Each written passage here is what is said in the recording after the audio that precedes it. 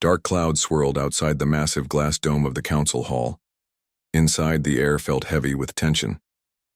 The Galactic Council met today to discuss a topic many considered a waste of time. 500 representatives from 12 different alien species filled the round chamber. Some had scales, others had fur. Some had 4 eyes, others had none. But all of them looked annoyed as Administrator Zorlak stepped up to the speaking platform. Zorlak stood nearly 8 feet tall with 6 long arms and green skin covered in tiny scales. 4 of his arms crossed over his chest, while the other 2 gestured wildly at the large screen behind him. "Once again, we waste our time on silly stories," he said, his voice booming through the hall. "These so-called humans are nothing but fairy tales, myths, children's bedtime stories." The screen showed cave paintings from different planets. Each painting showed the same thing: a 2-legged creature with 2 arms, standing upright, surrounded by strange symbols. Senior historian Krell stepped forward. Small and blue with huge bug-like eyes, he barely reached Zorlak's waist. His voice trembled slightly as he spoke. "With respect, Administrator, we have found these exact same paintings. On 32 different worlds, the symbols match perfectly. The dating tests show they were all made between 30,000 and 35,000 years ago." Zorlak laughed, a harsh sound that echoed through the chamber. "And you believe some magical 2-legged creature visited all these worlds thousands of years ago? Before any of our people could even fly between stars?" From the 3rd row, Dr. Alara Thex stood up. Her silver skin glimmered under the lights. "The math doesn't lie, Administrator. The chance of 32 different worlds creating the exact same symbols and drawings by accident is basically 0. A murmur spread through the crowd. Some nodded in agreement. Others rolled their eyes or clicked their mandibles in disapproval. Miles away on the spaceship horizon, Lieutenant Sam Nichols watched the council meeting on a screen. The horizon floated in space near the edge of the galaxy, its sleek silver hull gleaming in the light of a nearby star. Sam, a young officer with bright eyes and a curious mind, couldn't look away from the screen. Unlike most others, he believed, the stories might be true. Stories about humans, beings who could survive in almost any environment, who spread across the stars before any other species, who vanished without a trace. Watching that nonsense again? Captain Diane Warren walked onto the bridge, her boots making soft thumps on the metal floor. She was in her 50s with gray hair tied back tightly. 30 years of exploring space had given her lines around her eyes and a no-nonsense attitude. "Yes, Captain, I find it fascinating." Sam straightened his uniform. Warren shook her head. "The human myth. Always the human myth."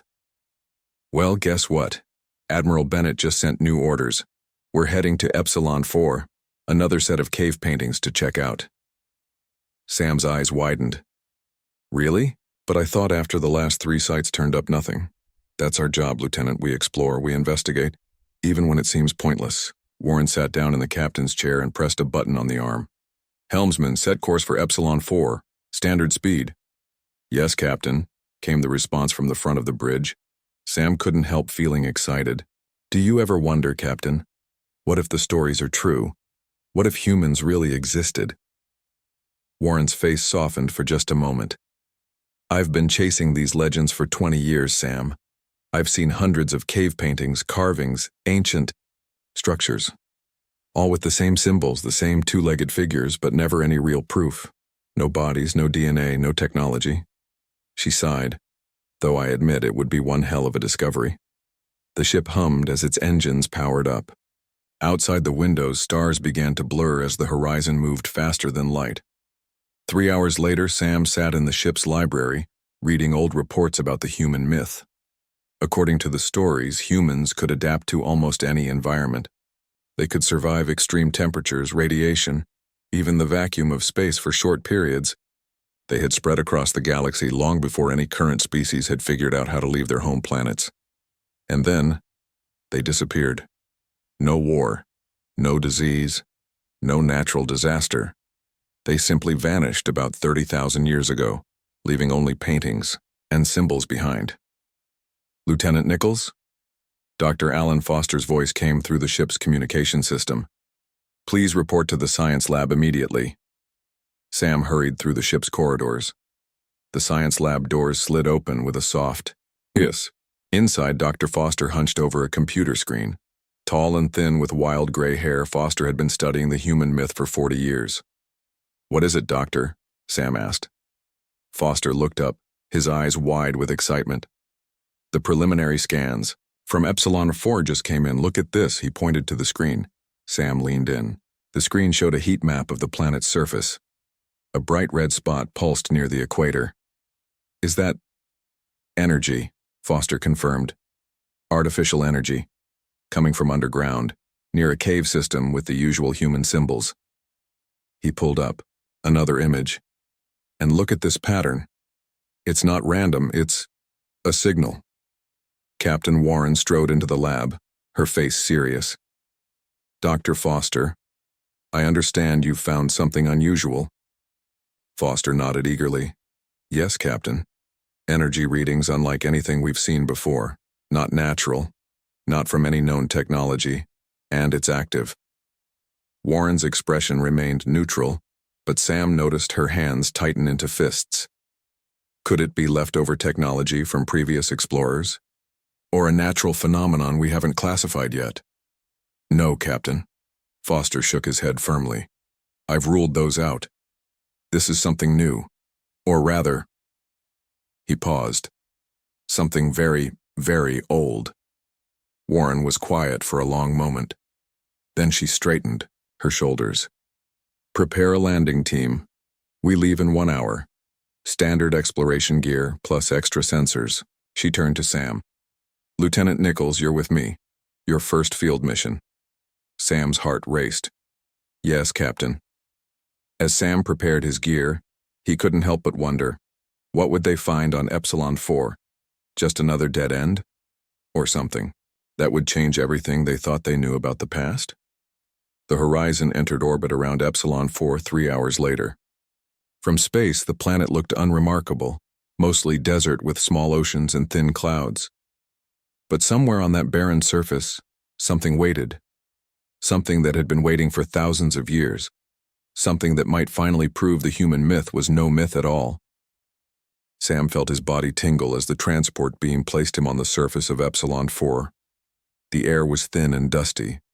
3 pale moons hung in the purple sky, casting strange shadows across the rocky ground.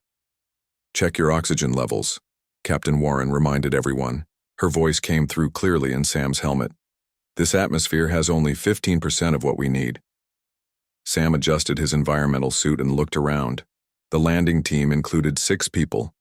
Captain Warren, Dr. Foster, Security Chief, Kate Rodriguez, Dr. Patricia Reyes, Engineer Gary Chen, and himself. They stood in a small valley surrounded by tall, jagged rocks. The wind howled between the stones, kicking up clouds of red dust. "Energy readings are coming from that direction." Dr. Foster pointed to a ridge about a mile away. His scanner beeped steadily in his hand. "Getting stronger by the minute. Stay close," Chief Rodriguez warned. Her hand rested on her weapon. Short and muscular with sharp eyes that missed nothing, Rodriguez had protected exploration teams on 50 different worlds. "This planet hasn't been fully scouted. We don't know what lives here." They walked in silence for 20 minutes. The ground sloped upward and the rocky soil made walking difficult. Sam's suit kept him cool, but sweat still ran down his face inside his helmet. He couldn't stop thinking about what they might find. Real proof of humans, after all these years? "Look there," Dr. Reyes said suddenly. She pointed toward a dark opening in the ridge ahead. "That looks like a cave entrance." As they got closer, they could see the opening was partly hidden by fallen rocks. It looked like a natural formation, but something about the way the rocks were arranged seemed too neat, too planned. "Someone cleared this path," Warren said, examining the ground. "A long time ago, but definitely cleared." Rodriguez went in first, weapon ready. Her helmet light cut through the darkness inside. "Clear," she called back after a moment. "And you're going to want to see this." One by one, they entered the cave. Just inside, their lights revealed what Rodriguez had found. The walls were covered with paintings, the same symbols they had seen on other worlds. circles within circles, strange lines connecting what looked like stars. And everywhere, images of the two-legged figures, humans. Same as all the others, Warren said, disappointment clear in her voice. She had hoped for something new, something different. Wait. Foster moved deeper into the cave, his scanner beeping faster. The energy reading is coming from further in. They followed a narrow tunnel that sloped downward. The air grew cooler. The walls changed from rough stone to smooth, almost polished surfaces. The paintings gave way to what looked like writing, rows of symbols carved with perfect precision. This isn't natural, Chen said, running his hand along the wall. These tunnels were made, cut through solid rock with some kind of advanced tool. How old? Sam asked. Chen shrugged. Based on the rock formation, at least 30,000 years, maybe older. The tunnel ended in a large chamber. Their lights couldn't reach the ceiling, which was lost in darkness high above. But what caught everyone's attention was the structure at the center of the room. It wasn't made of stone like the rest of the cave. It was metal, or something like metal. It gleamed with a soft blue light that seemed to come from within the material itself. The structure was about 12 feet tall and shaped like a perfect half circle. On its flat side was what looked like a control panel with strange markings. And in the center of the panel was a clear indentation in the shape of a hand. It's a scanner, Foster said after taking several readings. Biometric security. For what species? Sam asked, though he already knew the answer. Warren stepped closer and studied the hand-shaped indentation. 5 fingers, palm size about 20%, larger than ours, thumb position different. She looked back at the team. Not made for any known species in our database. Dr. Reyes moved forward with her own scanner. She was the team's expert on biology, including the theoretical biology of mythical humans. These dimensions match exactly what we've reconstructed as the likely hand shape of humans, if they existed.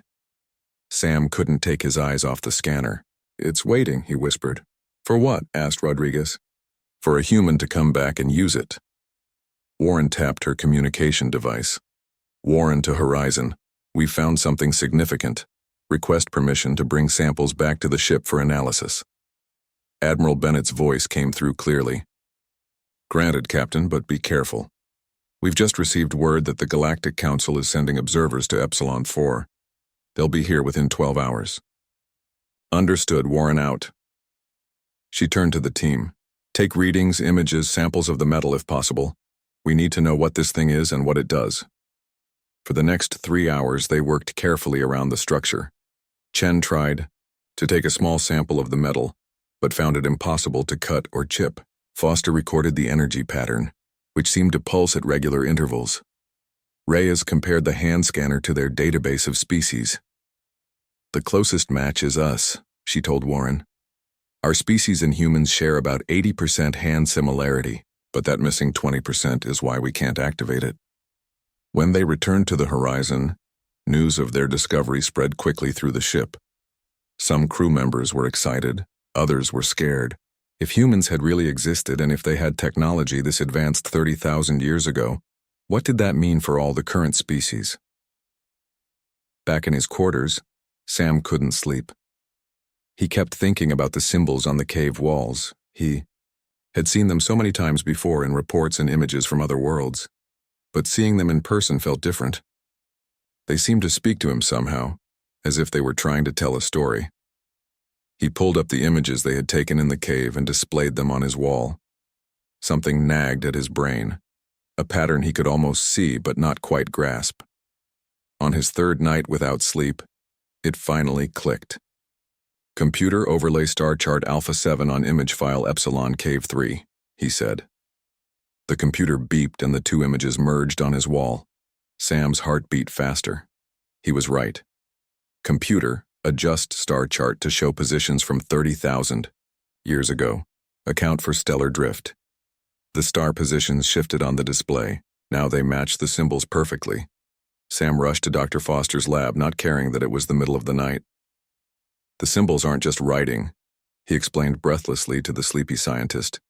Their star maps, navigation charts, showing how stars were positioned 30,000 years ago. Foster's eyes widened as Sam showed him the overlay. You're right. These aren't random designs, they're directions. Using the ship's powerful computers, they spent the next hours reconstructing the ancient star positions from all the cave paintings, found on different worlds. There, Sam finally pointed to a specific location on the galactic map. That's where they went. That's where we'll find answers. The location was in a region of space called the Void, a massive empty area between spiral arms of the galaxy where no stars could be seen.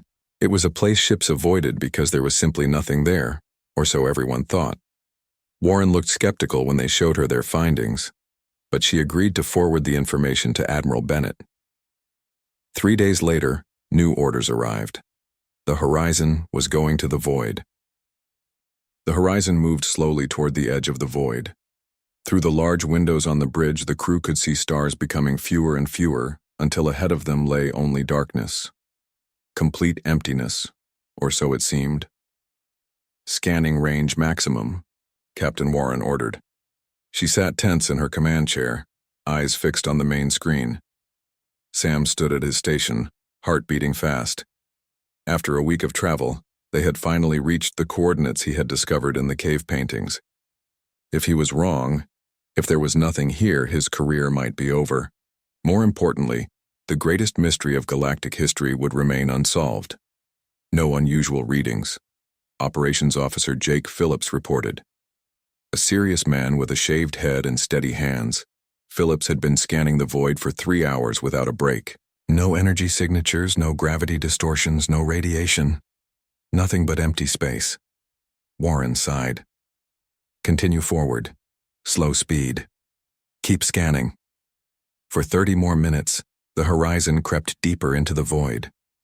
The mood on the bridge grew heavier. With each passing minute, Sam felt his hope fading. Had he been wrong? Had he misinterpreted the star charts? Then it happened. Every alarm on the ship suddenly blared to life. Red warning lights flashed, the main screen filled with data. Massive energy spike directly ahead. Phillips shouted over the noise. Something's appearing out of nowhere. Shields up, Warren ordered. All stop. The view screen showed what looked like ripples in the fabric of space itself. Like water disturbed by a stone, the emptiness ahead of them bent and warped. Then, slowly, something began to take shape. At first, it looked like a small dot. Then, it grew larger, and larger, and larger still. Captain, Sam whispered. That's huge. What appeared before them was a structure unlike anything they had ever seen. It was massive, at least 50 times bigger than the largest space station in the Alliance. It looked like a giant wheel with spokes connecting to a central hub. The outer ring spun slowly. Lights flickered to life across its surface like a city waking up after a long sleep. We're being scanned, Dr. Foster reported from the science station. His face had gone pale. Every inch of our ship. Before anyone could respond, every screen on the bridge changed. The ship's communication system activated on its own. A voice filled the room, not speaking any language they knew, yet somehow perfectly understandable to everyone. Genetic derivatives confirmed. Human descent verified. Preservation protocol alpha terminated. Awakening sequence initiated. The giant wheel structure began to glow brighter. Sections of it opened like flowers, blooming. Smaller objects, hundreds of them, detached from the main structure and shot away in different directions, moving faster than the eye could follow. Track them, Warren ordered. Where are they going? Dispersing to nearby star systems, Phillips answered, his fingers flying over his control panel. One is heading toward the Proxima system. Follow it, Warren decided. Maximum speed. The Horizon changed course, engines pushing to their limits as they chased one of the mysterious objects. It led them to a small, lifeless planet orbiting a red dwarf star. By the time they arrived, the object had already landed on the planet's surface. It's burrowing underground, Foster reported as they entered orbit. And something is happening to the planet itself. The sensors showed incredible changes taking place on the planet below. The thin, toxic atmosphere was transforming. The temperature was rising. Water vapor was appearing where none had existed before. "It's terraforming," Dr. Reyes said in amazement, "changing a dead world into a habitable one. In hours, not centuries." Similar reports came in from other Alliance ships across the sector. Every object that had left the giant wheel was doing the same thing, landing on uninhabitable planets and transforming them. The Galactic Council called an emergency meeting. Fear spread through the Alliance as the news traveled. Were they under attack? Was this the start of an invasion? 3 days later, with the Horizon still monitoring the terraforming process, they received a new signal. Unlike the first, this one came through normal communication channels and was directed specifically at their ship. It contained coordinates and a simple message: "Come alone." The coordinates pointed to a small moon orbiting a gas giant in a nearby system. Captain Warren studied the message for a long time before making her decision. "We're going," she announced to her senior officers. "Just the Horizon, no backup." "Captain," Chief Rodriguez objected, "this could be a trap." Warren nodded. "It could be, but it's also the first direct communication we've received. I think they chose us for a reason." Admiral Bennett disagreed strongly when Warren informed him of her plan. "Absolutely not, Captain. You will wait for a battle group to assemble." But Warren had made up her mind. That night, the Horizon quietly left orbit and headed for the coordinates, disobeying direct orders for the first time in Warren's 30-year career. They reached the moon 16 hours later. It was small and gray, covered in craters, the kind of moon that existed by the thousands throughout the galaxy. Nothing special about it, except for one thing. On the dark side of the moon, hidden from casual observation, was a structure, not large like the wheel in the void, but clearly made by the same builders. A dome of the same strange metal, glowing with the same soft blue light. "There's an entrance," Phillips reported, scanning the structure, "and it's configured for environmental suits like ours." Warren selected a small team, herself, Sam, Foster, Reyes, and Rodriguez, to transport down to the surface. They materialized 100 feet from the dome. A door slid open as they approached. Inside, the air was breathable, the temperature comfortable. The lights adjusted to levels perfect for their eyes. "This place was made for visitors like us," Reyes observed, removing her helmet. They moved deeper into the structure, following a corridor that sloped gently downward. The walls were covered with symbols similar to the cave paintings, but more complex, more detailed. Finally, they reached a large circular room. Around its edges stood metal cylinders, each about 7 feet tall and 3 feet wide. Hundreds of them. Each had a small control panel and a window made of clear material. "They're preservation chambers," Foster said after scanning one. "Designed to keep something alive for a very long time." Sam moved among the chambers, looking through the windows. Most contained only darkness, but as he made his way around the room, he noticed one chamber that looked different. Its panel glowed green instead of blue. And when he looked through its window, he saw that it was empty. "Something was in this one," he called to the others. "And now it's gone." As if in answer, a voice spoke from behind them. "Not gone. Awakened." They spun around. Standing in the doorway was a figure they had never seen before, but instantly recognized. 2 legs, 2 arms, a head with 2 eyes, a nose, and a mouth. Similar to their own species in basic shape, but different in many small ways. Taller, differently proportioned. The skin a color none of them had. A human. "I am Keeper Benjamin Carson," the figure said. He wore a simple gray uniform with no markings. His voice was deep and calm. "I am the last guardian of humanity's legacy. And you," he looked at each of them in turn, "are our children, evolved over thousands of generations since we departed." Sam felt his legs go weak. After all the years of searching, of doubting, of hoping, here stood living proof. Humans were real. "We have so many questions," Captain Warren said, finding her voice. Benjamin smiled. A familiar expression, yet somehow ancient and new at the same time. And I have 30,000 years of answers to give you. News spread quickly. Humans were real. Ships from every Alliance world rushed to the coordinates Sam had discovered. Within days, 100 vessels surrounded the giant wheel structure in the void. The Galactic Council held emergency meetings. Some members wanted to attack the unknown structure. Others wanted to welcome the newly awakened beings. Most were simply afraid. On the horizon, Benjamin Carson sat in the ship's conference room. Captain Warren, Admiral Bennett, who had arrived on his flagship, and representatives from the 5 major Alliance species listened as the human explained the truth. "We did not go extinct," Benjamin said. His voice was calm, but his eyes showed deep emotion. "We chose to sleep." He explained that 30,000 years ago, humans had spread across many galaxies. They had developed technology far beyond what the Alliance now possessed. They could travel between stars in days, not weeks. They could transform dead worlds into living ones. They had even learned to extend their lives for centuries. "But we were not alone in the universe," Benjamin continued. "We encountered other advanced species. Most were peaceful, some were not. One particularly aggressive species, whom Benjamin called the Harvesters, had attacked human worlds. A terrible war followed.